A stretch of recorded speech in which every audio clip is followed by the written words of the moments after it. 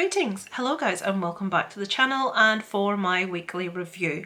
I come from you from the House of Lurgy. We have one of us down with COVID and for some unknown reason two of us not testing positive just yet, which is on one hand is good but on the other hand is totally confusing. So let me get into what I've watched this week. Apologies if it's really close guys. Sometimes I need a new camera. I think I've said this before, and when I'm further away from the camera the quality drops. So you have to look at my face closer up, so I do apologise about that. Let's get the little screen recorder going at the side and we'll check out what I watched last week. Okay, so we start the week with the movie Fresh. Okay, I really enjoyed this movie. So let me get the characters. So we have a lady called Noah who is very frustrated. She's in the dating game. She's using dating apps. She's meeting people and none of them are what they seem to be on, not on paper, but on the screen. It's so realistic. She's getting these dick pics sent to her. Guys, I don't know if you experienced the same, but as a woman that once did use dating apps quite a long time ago, some of the stuff that men will send to you is just repugnant. This is nothing to do with this movie. I had someone once send me, and they probably did it to every single person that they targeted. It was about a 3-page essay as to what that he could do and what he was going to do, and about his different bits and pieces. It's just repugnant, it really is, and this woman is experiencing this, and she's just got to the point where she's met yet another guy that's just... I'm watching it and I'm thinking, I would have been gone by now. I would not sit through this. So she's sort of given up on the dating game. She's fed up with men. She's fed up with the whole situation. And she runs into this guy called Steve at the supermarket of all places. They get chatting and there's sort of a real spark there and they start to date. So that's the premise of what happens with the movie. Let me scroll down there so you can see people's scores. Obviously this is a horror movie. Everything is not going to be as it seems. Steve has got a big secret. Now, I would say by the actual cover of the movie, the poster art for the movie, you may have kind of an idea what Steve's secret is. Steve is a bit of a psychopath, and this girl has inadvertently walked into perhaps her own demise in a rather gory, bloody fashion. I'm not going to go into any more detail. I'm sure you have an idea what the movie's about. I don't want to spell it out for you, just in case you don't. This movie, everywhere I had read about it, had said it made people feel sick, it made people want to vomit, it was disgusting, it was gross. I didn't find any of those things. There were a couple of little gory scenes, but nothing ridiculous, nothing really over the top, nothing that I haven't seen before, and certainly nothing that I'm going, oh my god, that's absolutely disgusting. It was a really effective... It's like a horror rom-com. That's the only way I can put it. I enjoyed it. I thought it was really, using the title Fresh, we can see there below 3.5s and 4s across the board by the look of things. So most people really enjoyed it. I said, it's as its title, Fresh. A breath of fresh air for horror, fun and engaging with intelligent characters, interesting dialogue and a delightful bit of gore thrown in. This is one that will fast become a favourite with horror fans. And yeah, I really enjoyed it. I really liked it. So I would recommend Fresh to you guys. On the 8th, I watched Those Who Walk Away. Now, I've seen a few people review this one, and I liked the concept of it, which was what, Lisa? Because I can't even remember what the concept of it was. Right, yes. So this is one where a couple go on a first date. Again, it's the whole dating scene, but this plays out as exactly what a really boring, dull date that was never going to work out would be like. We follow the whole conversation in real time and it's like watching paint dry. Two really uninspiring, uninteresting individuals getting together on a date that's not even amusing. You think, well, if it's that bad, it could be funny. It's not, it's just awful. So it says they go on their first date after meeting on a social media app. Their evening takes a perilous turn when they end up at a local haunted house. So this goes from really dull to really ridiculous. I don't know if I'd lost the will to live by the time we got to the haunted house, because I have heard other people say that they thought it got better from that stage. Let me say, there's one person that's watched it and they gave it a 3 out of 5. Midnight Spook, whoever that is. I didn't like this. I've said mind-numbingly dull. Filmmakers really overestimated our attention span and patience. It felt amateur, lackluster and confusing. Some nice effects were introduced nearing the end, but the hour-long slog with two unlikable characters was too much of a price to pay to get there. So that's kind of where I'm coming from. I just didn't care about either of the characters. I didn't like either of the characters. The whole first hour of the movie is mind-numbingly dull. And I like a slow burn, guys, but this is beyond a slow burn. It's just painful. So 1.5 stars for that one from me. On the same day, I watched a movie called The Humans, which I had high hopes for given the cast. So this follows a family, so I'll just read. Eric Bleck has gathered 3 generations of his Pennsylvania family to celebrate Thanksgiving at his daughter's apartment in Lower Manhattan. As darkness falls outside and eerie things start to go bump in the night, the group's deepest fears are laid bare. So there you have the people's scores. Very, very ranged there, very different scores. Again, this was the same day. Maybe I was really losing the will to live. I found this really boring. Now, there was a movie last year called Mass that is entirely set in one room, and the entire movie follows a conversation between 2 couples. And that was just so fantastically done and so engaging and so raw and so emotional. It was fantastic. Most of this movie is centered around a family around a table talking different family issues. The grandmother has got dementia. She has little glimpses of coming back to reality and then going back into, that was the only thing really that engaged me, is the grandmother in it really engaged me. Her character I was really interested in. But the rest of the movie, I was thinking it was going to be really weird, ghosty, otherworldly, alien-y, something like what's going on, what's going to happen to these people.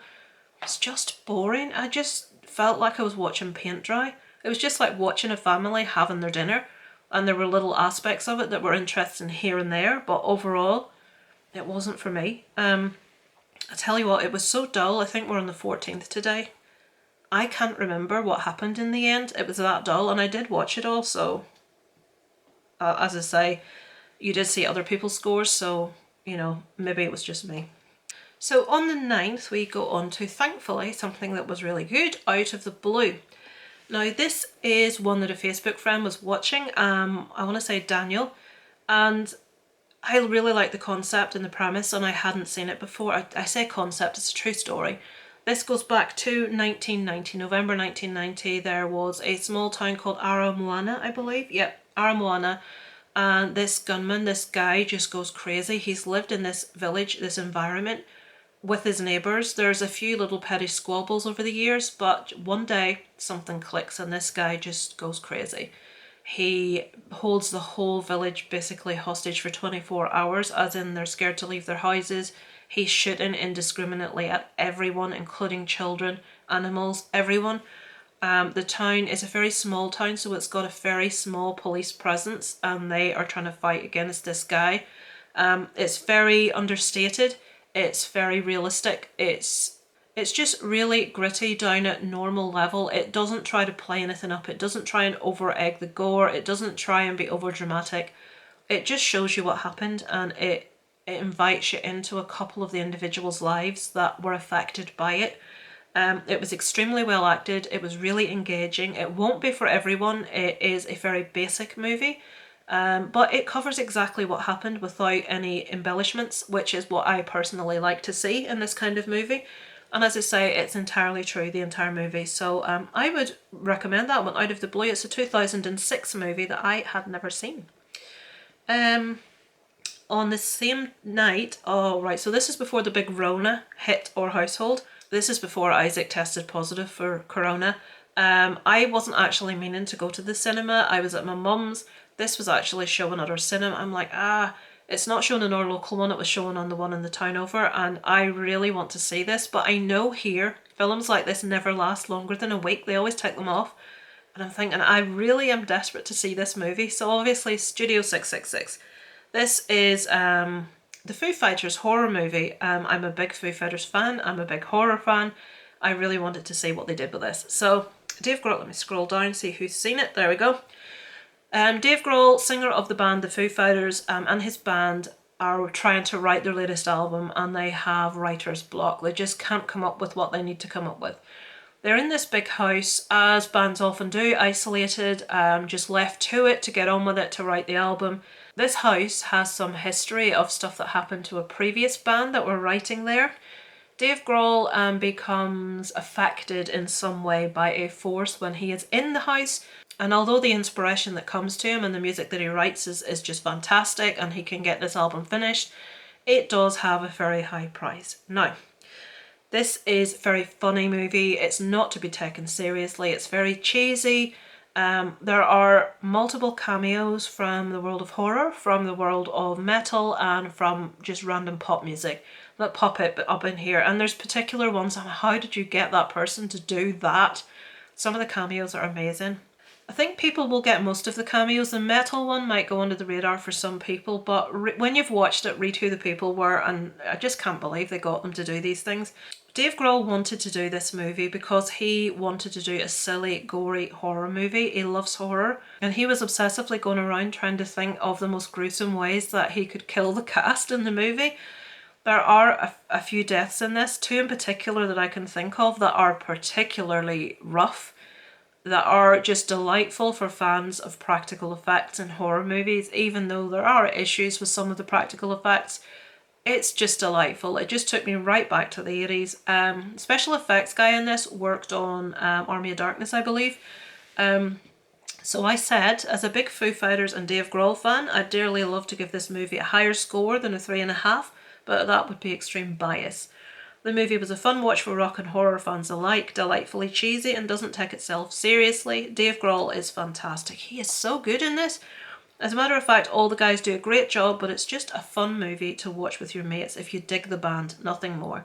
There were some fun cameos from the world of metal, pop music and movies.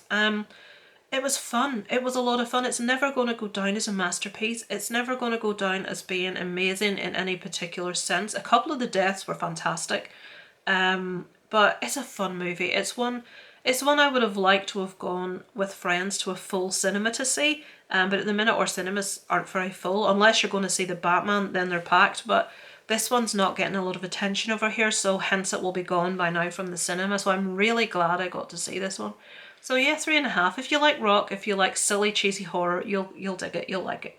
So on to the next one, 10 Rillington Place. I think this was called, What Happened to the Woman at 10 Rillington Place. This is one that I believe Kermit's Ghost was talking about recently, and I had never heard of it. And yet again, this is a true story. You've just sucked me in immediately. This is one that my dad actually owned. My dad has a ridiculous collection of DVDs. On that list of 10 movies that I've never seen that I have to see, he had all of them apart from one. He didn't have the anime one, but he had all the others. And I still have to watch all of them, bar that anime one. I'm a disgrace. So anyway, 10 Rillington Place, he had this one. So this is about John Christie. He's a British serial killer who lived at 10 Rillington Place. He's played by Richard Attenborough, and we've also got John Hurt, a very young John Hurt in this. So this guy, kind of creepy guy, lives with his wife, and in the building that he owns, they have rooms for rent, or like little studio apartments for rent. And this young pregnant couple come along, they have a child, there's one on the way, and they come and he lets them stay there. He's very clearly saying, oh yes, there's someone else really interested, but there wasn't. It was a dingy little flat. They take it, and this guy tells people that he used to be a doctor, that he can do certain procedures for them that he can't do. And we see historically something that he did to another woman that came to him for help. And the wife that's moved in comes to him for help with a predicament that she's in. This guy basically lulls people into a false sense of security and murders them. And this follows his story, what he did, how he tried to get away with it. I was just completely blown away by the story, what happened in the end, the character that John Hurt was playing, what happened with him. It's just, you wouldn't believe it if you didn't know it was true. This was actually filmed, to my knowledge, in Rillington Place, which was actually demolished, which was pulled down after the filming of this film. I would massively recommend it. It is a movie from 1971. It is obviously a little bit dated in places, but it's one of those movies that's really worth watching. I really enjoyed it, and I would really recommend that one. I gave it a 4 out of 5. On the 11th, Disney Plus, we watched Turning Red. I was kind of surprised with this one, and I'm also kind of glad. We were meant to be going on, we'd hired a screen in the cinema for my son's birthday for 10 boys to go to see a film, and it was going to be this one, and all of the boys are down with COVID, every last one. And I'm kind of glad it wasn't this one, because there would have been a lot of questions when we come out as to what the hell, a lot of what's that? Why she got that? What's that about? What's a period? 10-year-old boys, I mean, really. This is kind of a brave animation for Pixar. This follows a 13-year-old girl and her friends going through puberty, basically. It's very much to do with periods. The whole turning red thing and the panda thing seems to very much tie into the angst of teenage years and the rage and the hormones and the periods and all that stuff. And I feel a lot of this will be lost on a lot of children. I'm one of these people that's very open to explaining things to my son, and he has never once asked me what a period is. I would tell him if he did, but he hasn't, and I'm not going to force it upon him. But yuck, Mum, I can imagine. But I feel a lot of this will be lost on a lot of kids that watch it. Teenage girls will love it, but I have seen reviews recently where little boys have watched it and loved it, and even though a lot of it's gone over their head, they've still managed to find enjoyment. I liked the movie. I thought it was fun. I liked the soundtrack. I loved the friendship. The main thing I loved was the friendship amongst the 4 girls in this. One of the characters, I can't remember her name, she dresses in green, she's quite tomboyish, she always wears a green hat. That was me. You can like look at them and point out your friends when you were kids. When you look at these 4 girls, they're all so different, but they all like gel together so well as friends. So yeah, the friendship I loved. The animation's obviously absolutely beautiful. It wouldn't be one of the top Pixar movies from me. Let me see. We've got, 3.5. We've got 1 4 there and a couple of 3s. I gave it a 3.5. I enjoyed it, but I wouldn't say it was one of my favourite Pixar movies. Okay, so the 12th, I watched The Adam Project, which has just popped up on Netflix. This is obviously Ryan Reynolds' new movie. He follows a time-travelling individual from the future that must come back to get help from himself as a boy to solve an issue that has occurred in the future. He wants to go back and change the past, basically. I got a lot of vibes of Back to the Future in this. There are a couple of, I feel, nods to Back to the Future in names of particular places in this. There are Easter eggs all over the place. There are like little stickers on the outside of a box that's open that have got the Hulk on and have got Deadpool on. Well, obviously Ryan Reynolds is Deadpool, and we also have Mark Ruffalo in here, who is the Hulk. This was a whole lot of fun. The acting was amazing. Ryan Reynolds completely on form. If you like his kind of humour and just the way he acts in those Deadpool kind of movies, you'll love this. This is the same director as Free Guy also. This really came across like a fun family movie that you could sit down, an adventure movie. It reminded me of the days of things like Flight of the Navigator, where I would sit down with my family on a Saturday night and just enjoy a really good family movie.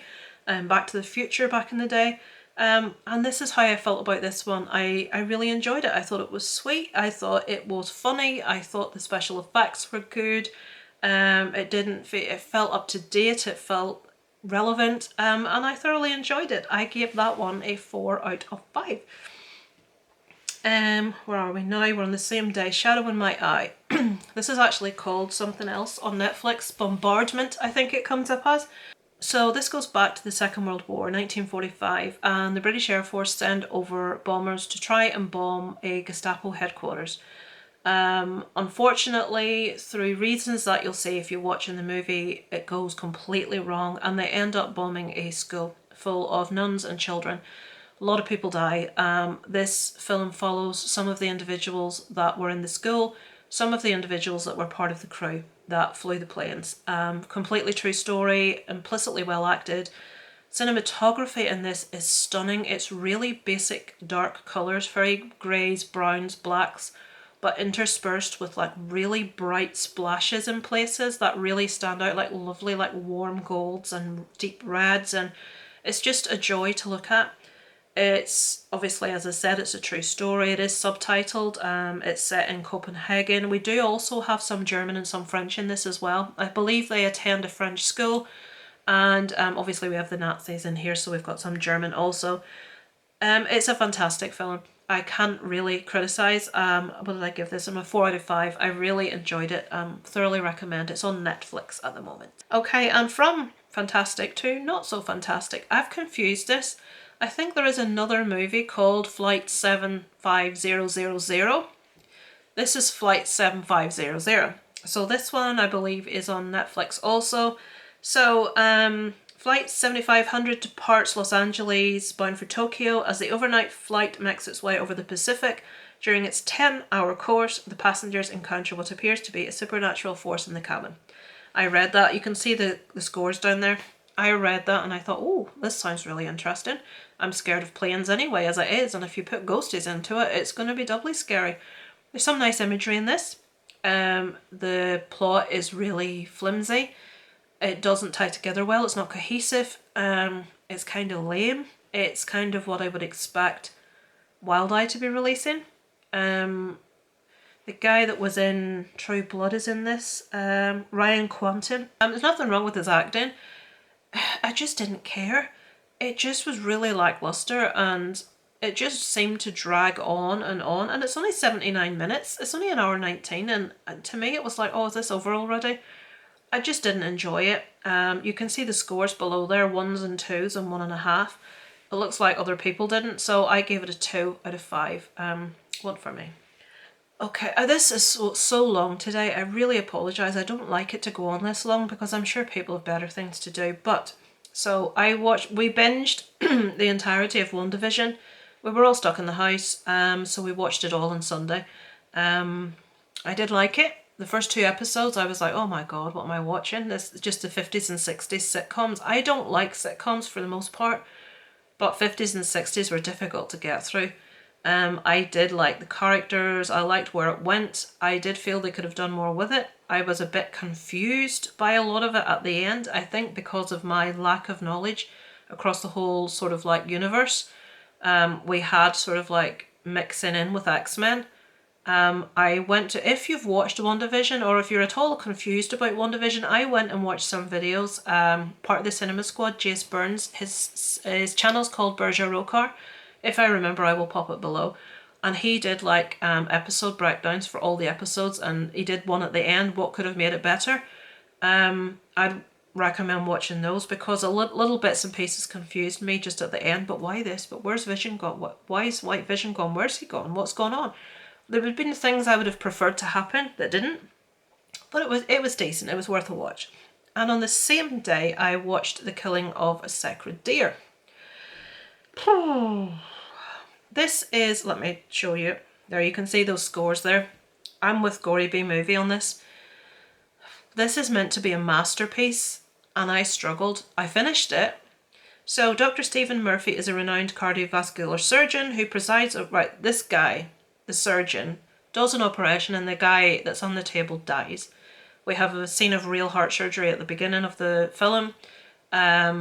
He takes this guy's son under his wing because he's killed his father on the table. But things start to get a bit eerie. The son starts to get, well, he doesn't start to get a bit weird. He's weird the whole time. He is played by Barry Keoghan. Is that an Irish name? I'm not sure how to pronounce that. Nicole Kidman is the wife. Colin Farrell is the surgeon. Just things start to get really weird between the father and the son of the gentleman that's died. And as the movie goes on, we have like this sort of, I'm really trying not to spoil things. As the movie goes on, there's this concept of karma or redressing the balance, the whole yin-yang thing. You have taken my father, therefore that the balance must be redressed and someone else must die to balance things out. And that's basically where we're going with this, the killing of a sacred deer. I'm not going to say who, what, when, who, why, nothing else. But what did I say?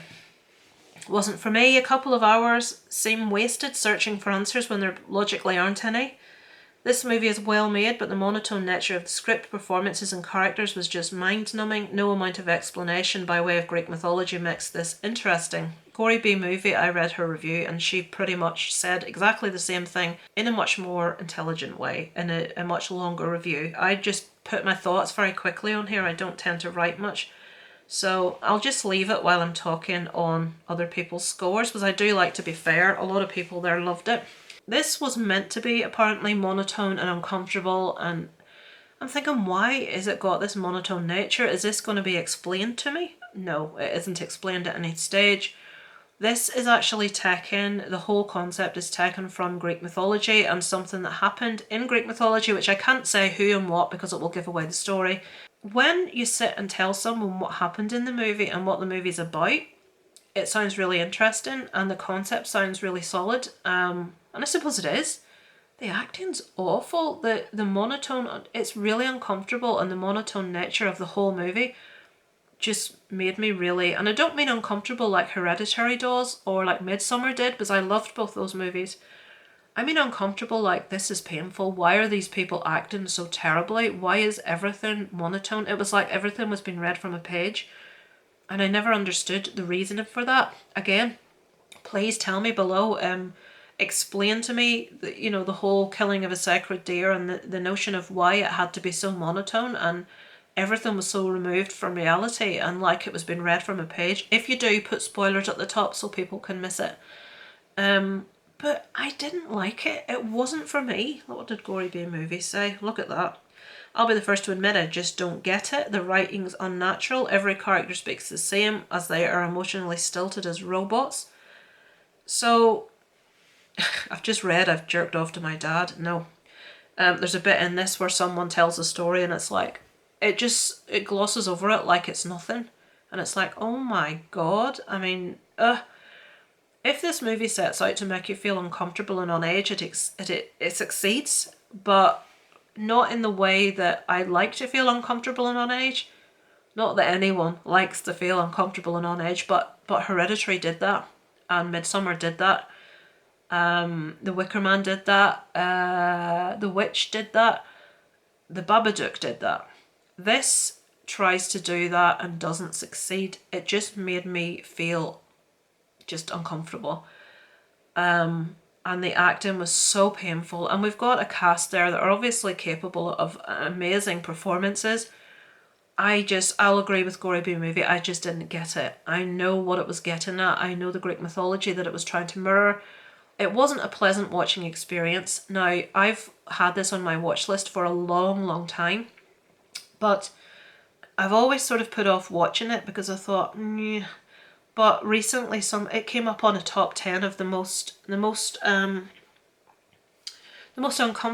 scariest horror movies on Netflix. That's what it came up on. And I thought, right, okay, I'm going to watch it. And I did. And my original viewpoint of this, I'm not interested. I should have listened to myself. It was, no. So yeah, that is, guys, what I've been watching this past week. It's quite a lot, I'm aware, because we've all been stuck in the house for several days. Isaac's still testing positive. Me and Darren are still testing negative, even on PCR, which is ridiculous. How have we not got this yet? I think it's coming because we both feel a bit under the weather. But yeah, that's what I've watched. I'm still playing Assassin's Creed Valhalla. I apologise for being ridiculously boring, but there's a new Assassin's Creed coming out and it looks really good. Can I bear any more Assassin's Creed? I need to step away from the PlayStation, Lisa. But yeah, that's what's happening, guys. So thank you for checking out this massively long rambling what I watched this week. I'm not on YouTube as much as I have been for commenting and watching, because we're all stuck in the house. I don't really get the chance to sit and watch the videos too much when there's always someone else in the room. So I will try my best, guys, to watch videos when I can, but like, understand at the minute it is a bit difficult. So I'm not being hideously rude. I will get back to checking out your videos. But thank you for watching, and I look forward to checking in with you next week with another What I Watched. Over and out from Lisa Lives.